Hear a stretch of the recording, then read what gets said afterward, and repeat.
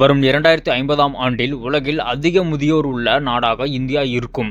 இந்த முதியோர்களுக்கு தேவையான வசதி வாய்ப்புகளை ஆர்டிபிஷியல் இன்டெலிஜென்ஸ் துறை மூலம் ஈடு செய்ய தயாராக இருக்க வேண்டும் என டாடா சன்ஸ் குழுமத்தின் தலைவர் சந்திரசேகரன் தெரிவித்தார். கோவை கங்கா மருத்துவமனையின் நிறுவனர் நாள் விழா நடைபெற்றது.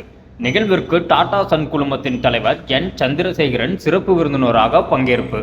புதிய இந்தியாவிற்காக ஆரோக்கியம் மற்றும் பாரம்பரியத்தை மறுவடிவமைத்தல் தலைப்பில் சிறப்புரையாற்றினார்.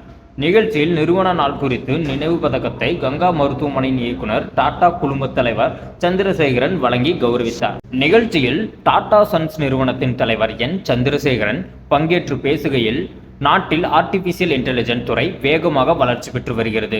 இதில் மருத்துவத்துறை பெரும் பயனை பெறும் வகையில் ஏஐ தொழில்நுட்பம் வருகிறது.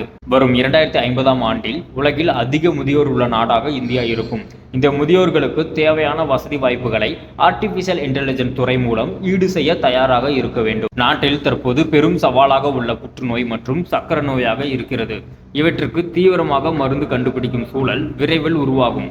புற்றுநோய் எந்த நிலையில் இருந்தாலும் அவற்றை இந்த ஏஐ தொழில்நுட்பம் மூலம் குணப்படுத்தலாம். விவசாய துறையிலும் அதிகமாக மகசூல் பெற ஒரே பயிர்களை பயிரிட்டு விலை குறையும் சூழ்நிலையும் வீணாக்கும் சூழ்நிலையும் புதிய தொழில்நுட்பங்கள் மாற்றி அமைக்கும் காலநிலைக்கு ஏற்ற விளைபொருட்களை உற்பத்தி செய்ய அரசுடன் சேர்ந்து ஏஐ தொழில்நுட்பங்கள் வருங்காலத்தில் வரும் என்று கூறினார். பின்னர் நிகழ்ச்சியில் தொழிலதிபர்கள் மற்றும் மருத்துவர்கள் பல்வேறு கேள்விகளுக்கு டாடா குழும தலைவர் சந்திரசேகர் பதிலளித்தார்.